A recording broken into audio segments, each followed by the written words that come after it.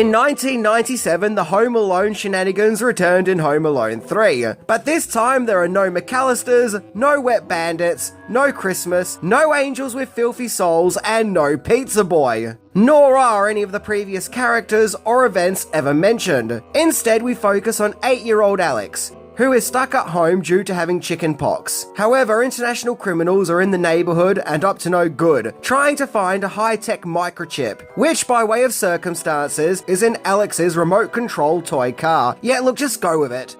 No one believes Alex that there are some bad things going down in the neighborhood. Even a teeny tiny pocket-sized Scarlett Johansson thinks he's an idiot. So it's up to Alex to prove everyone wrong, where in Home Alone fashion he sets up some traps. In this movie that wants to be a new chapter in the Home Alone series, but can it live up to the magic of its predecessors?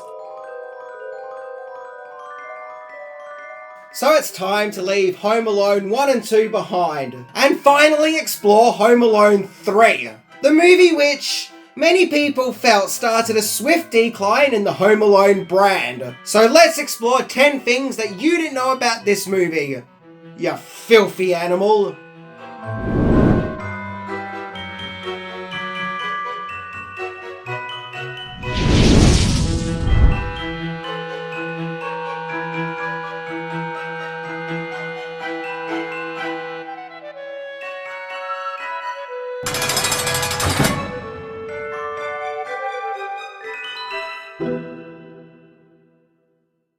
Number 10, Home Alone 3 was to be filmed with Part 2.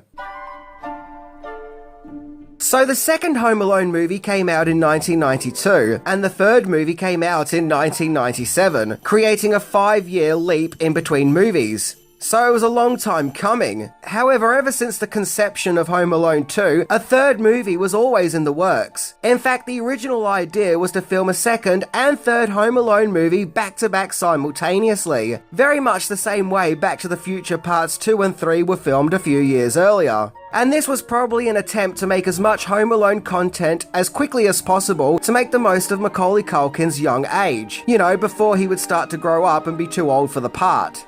However, as fate would have it, in order for Macaulay Culkin to star in Home Alone 2, his manager and father, Kit Culkin, insisted that Macaulay be cast in the coming-of-age thriller The Good Son, which, like the Home Alone movies, was also being distributed by 20th Century Fox. And so, not wanting to lose their star, 20th Century Fox obliged. So once filming wrapped up for Home Alone 2, Culkin couldn't star in a third movie, as he had to start working on The Good Son.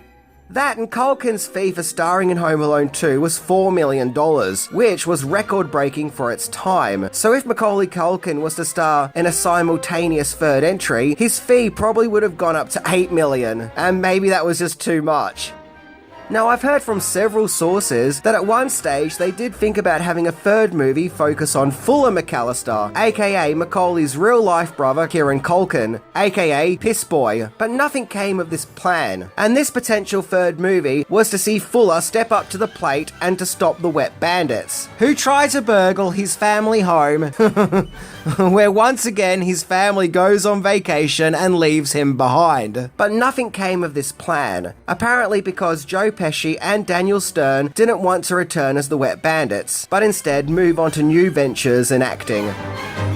Number 9. Then Home Alone 3 was going to focus on a teenage Kevin McAllister.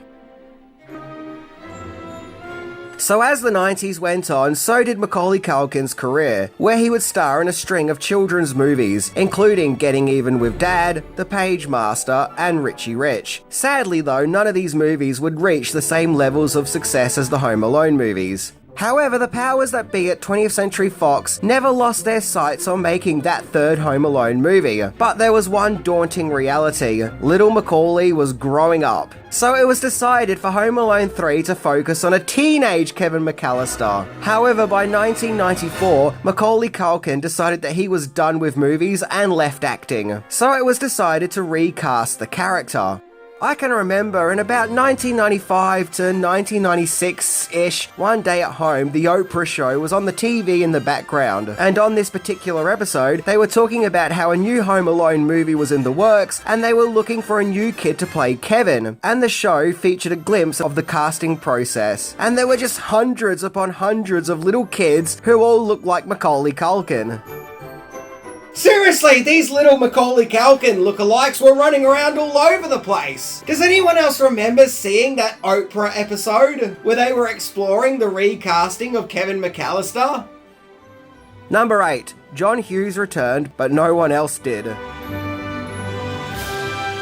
The legendary John Hughes is the creator of Home Alone. He wrote the scripts for the first 2 movies, as well as produced them. And he did return to write and produce Home Alone 3. However, sadly, director Chris Columbus and composer John Williams didn't return. Neither did any of the cast of characters from the previous movies. To me, this automatically puts Home Alone 3 at a disadvantage, as in my opinion, in order to have a Home Alone movie, you need the presence of Macaulay Culkin, the directing of Chris Columbus, and the tender music of John Williams. And if any of these components are missing, then it's just not a Home Alone movie. Instead, Home Alone 3 was directed by Raja Gosnell, with it being his directorial debut, who actually did edit the first 2 Home Alone movies, and would go on to direct the Scooby-Doo movies, the Smurf movies, as well as Never Been Kissed and Big Mama's House. Frequent Hans Zimmer collaborator Nick Glennie Smith provided the score, and the music does incorporate some of John Williams' original Home Alone theme, but in general, it's a new score entirely. And if you can believe it, Home Alone 3 was co-produced by Hilton A. Green, who previously was an assistant director on Alfred Hitchcock's Psycho. I find that so bizarre! I mean, not that there's anything wrong with it, but how do you go from Psycho to Home Alone 3? How does that even happen? Number 7. A new fresh start. So as mentioned, it was decided to focus on an entirely new family, this time the Pruitt family, with this movie's Kevin equivalent being Alex Pruitt. This to me makes Home Alone 3 feel more like a spin-off than a direct sequel to the previous movies, as it's a brand new story with a brand new bunch of characters, with no characters from the previous 2 movies ever getting mentioned. No McAllisters, no Wet Bandits, no Buzz's girlfriend, woof, and no credit card, you got it. I kind of admire the restraint, as it would have been so tempting and so easy to incorporate the McAllisters into the story somehow. If anything, just through some dialogue. Like you could have had someone say to Alex, "Oh, why you little, you're just like your cousin Kevin." You know, something like that. But nope, this is a brand new day in the franchise. I also like how we don't have another story of a family going on holiday and leaving a kid behind, but rather a kid who's home due to not being able to go to school thanks to having chickenpox. It's exploring other territories of the Home Alone aspect. Although I always found the subplot of the microchip to be a little overcomplicated for a Home Alone movie. I mean, the movie starts and we hear the iconic theme, and then suddenly we're in Hong Kong, and there's some espionage going on involving a high-tech microchip. I would imagine that back in 1997, the start of the movie may have left movie theatre attendees wondering if they accidentally walked into the showing of the James Bond movie Tomorrow Never Dies, as all this high-tech secret agent stuff just isn't really remotely Home Alone. Number 6. TV pilot possibility. Now, it could be argued that the only reason John Hughes returned to Home Alone was to fulfill a contract that he had with 20th Century Fox. After the huge success of the first Home Alone movie, Hughes signed a 5-movie contract with the studio, where he would go on to write and produce Dutch, Home Alone 2 Lost in New York, Baby's Day Out, and Miracle on 34th Street. So, at that time, he still had to come up with one more picture, and thus Home Alone 3 marked the end of that deal. Uncle Frank actor, Jerry Bearman, would go on to say that he felt that it was a mistake for Hughes to make a Home Alone movie without Macaulay Culkin. Also that year, Hughes wrote and produced the movie Flubber for Disney. You know, just throwing it out there, that happened.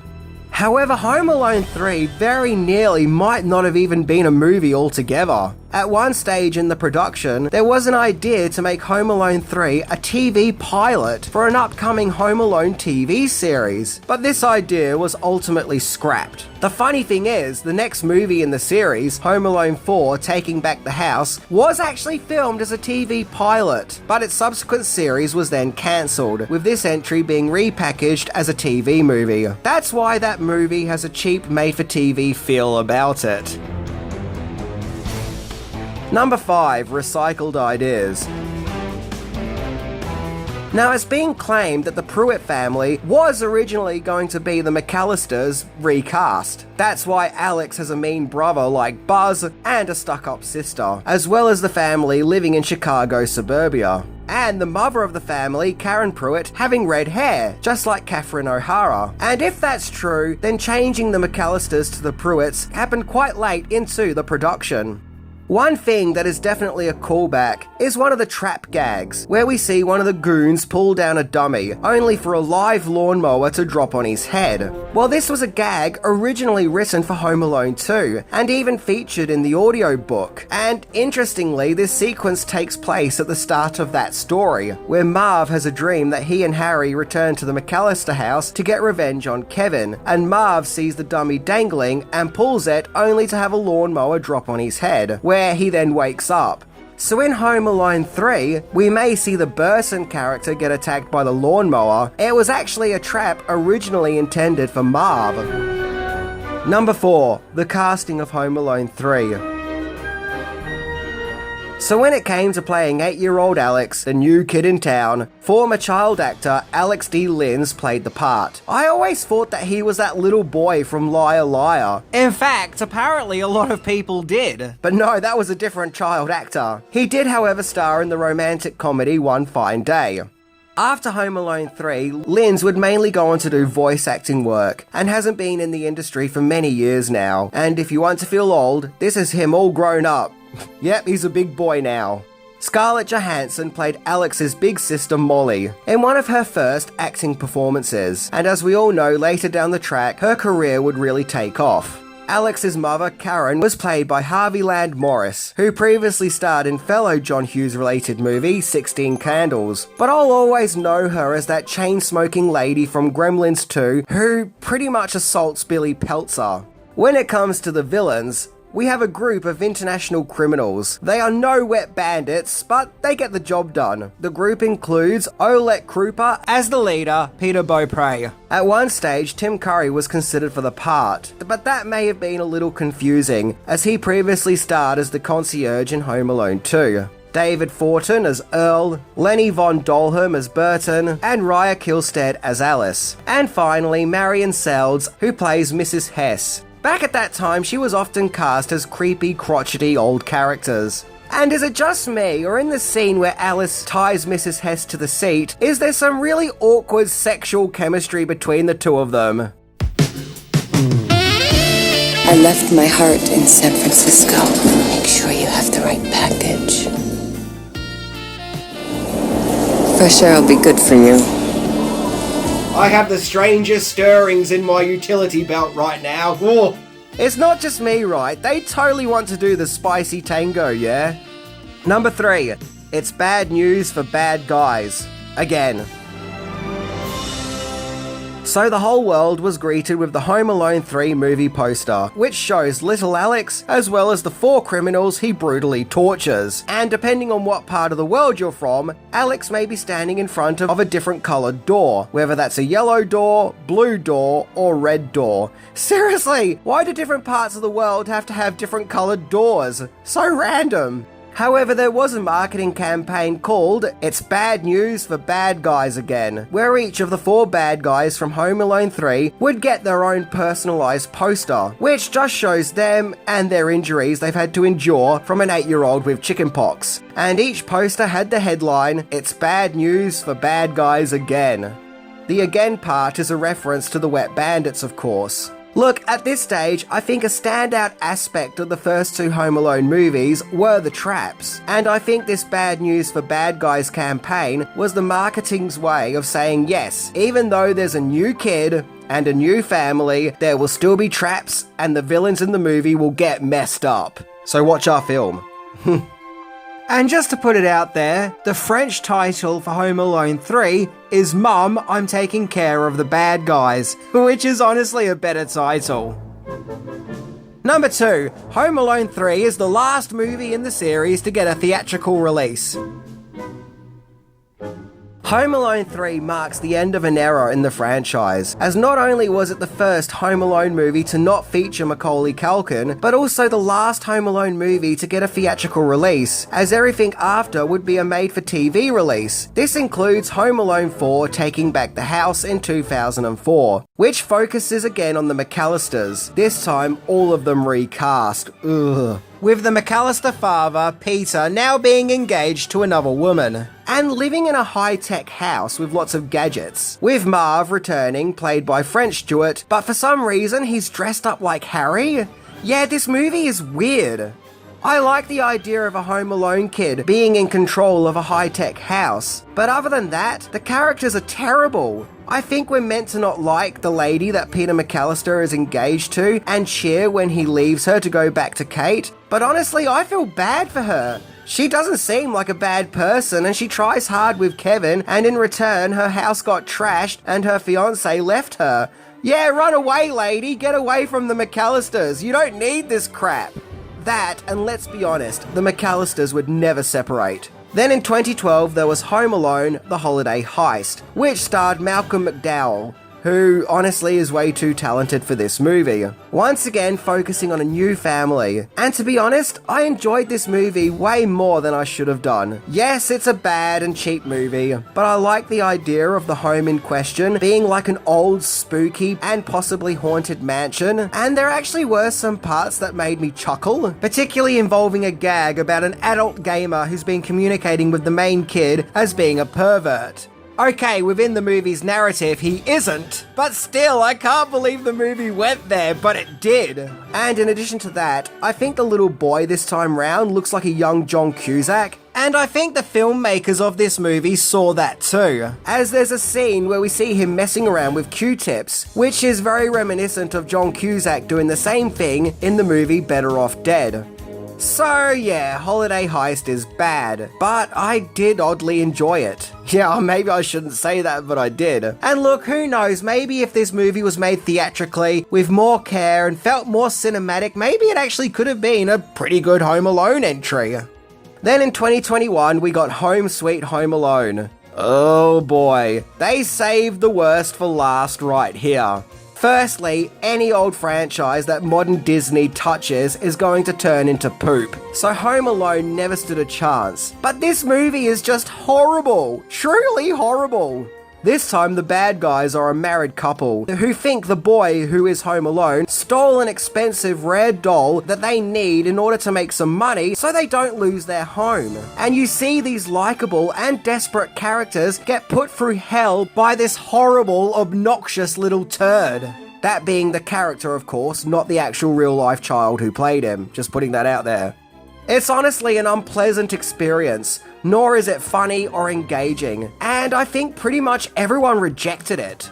To me, the best piece of Home Alone media to come out since the 90s is the 2022 Christmas action movie Violet Night, where a little girl called Trudy has just watched the original Home Alone, and being inspired by that movie, puts traps together in order to stop some intruding bad guys. And it is actually really funny and also horrific, because it is shown to be realistic, and it shows you just how gruesome those traps really would be. So yeah, Violet Night is a glimpse into what an R-rated Home Alone movie would look like. Going back to Home Sweet Home Alone, you know when you see a nasty ass looking bug and you're like, ew, get it away, then you get some bug spray and you're like, shh, I just want it to go away. Well, that's how I feel whenever I come into contact with Home Sweet Home Alone. It's like, oh, gross, just get it away, ugh. And I'm not usually negative, so it must be pretty bad. Number 1. Home Alone 3 is Roger Ebert's favourite Home Alone movie. Home Alone 3 was released on December the 12th, 1997, and it would go on to make just over $79 million on its $32 million budget. So although it did make some money, it was still a huge disappointing drop in numbers compared to Home Alone 2's box office intake of $359 million, and the first movie's earnings of $476 million. Now, I guess one thing we have to keep in mind is that it came out at the same time as Titanic, which was just devouring the box office. Regardless, famed critic that everyone loves to reference, Roger Ebert, loved it, calling it, quote, fresh and funny and better than the first two. Which, honestly, is proof that we shouldn't always listen to critics. Seriously, who put what in his coffee that day? Still, despite Ebert loving the movie, it seems that no one else did, as it was nominated for a Razzie for Worst Sequel, but lost to Speed 2 Cruise Control. That was deserved. So where do I think Home Alone 3 went wrong? Well, I think it was misleading calling it Home Alone 3. Having a 3 in the title insinuates that this is a continuation of the first two movies, and it really isn't. I think the movie should have marketed itself as being more of a spin-off of Home Alone, or even its own movie, one that's inspired by Home Alone. Hey, I guess they just wanted to capitalize on the Home Alone brand, but I do feel that it should have been called something else other than Home Alone 3. I don't know, call it Home Alone: A New Beginning, or Home Alone: The New Kid on the Block, you know, something like that. Something that tells you that the focus has shifted from the McAllisters. But I also think that that in itself is a problem. Even though at that stage the Home Alone brand was only 7 years old, I think those behind Home Alone 3 underestimated just how well loved those characters were in those first two movies, even Uncle Frank. They were and are beloved, so I think it was probably alienating to suddenly have a new family with a new host of characters, with no explanation as to where are the characters that we all know and love. As far as it being a wacky caper about a kid taking on some criminals, it's fine. There are some funny moments, and of course the traps are back in full swing, and it easily slips in with other wacky kid caper movies from the 90s. However, in my opinion, it just doesn't have the heart of the first two movies. Those two movies could be just as much a heartfelt emotional journey as they could be comedies. However, once again, I do give the movie credit for being original and trying something different, and not just being a cut and paste repeat of the first movie. It definitely does its own thing, and the kid being stuck at home due to being too sick to go to school puts a different spin on the Home Alone trope other than the family has gone on vacation and left a child behind. I mean, you can only do that so many times. And I do love the boy who cried wolf aspect of the story, in that no one believes this kid, that there are criminals up to no good in the neighborhood, so he has to go on a mission to prove himself, forcing him to take matters into his own hands and make traps. Once again, it's a different spin, and almost feels like a kiddie version of Rear Window. And unlike the movies that followed, this one does look and feel theatrical, just like the first two. This is a big movie made for the big screen. Now, I have noticed in recent years, more and more people have started to stand up for Home Alone 3, and argue that they love this movie and it actually is a fairly good film, worthy of its own merits. So maybe it has become something of a nostalgic cult movie to those who grew up with it, with this being their Home Alone movie that introduced them into the series. And that's fine, that's perfectly fine. But to me, without a young Macaulay Culkin as Kevin McAllister, it just doesn't feel like a true Home Alone movie. And look, if those people out there do love Home Alone 3, then that's fine. And it's not like I hate it, but to me, those first two Home Alone movies will always have a special place in my heart. And that's just the way it is. But you know what? Not every movie I talk about has to consist of me just praising the bejesus out of it. It is okay for me to talk about movies that maybe I'm not really all that into, because at the end of the day, it's all about the movie viewing experience. Anyway, I hope you all have a very minty Christmas. See ya!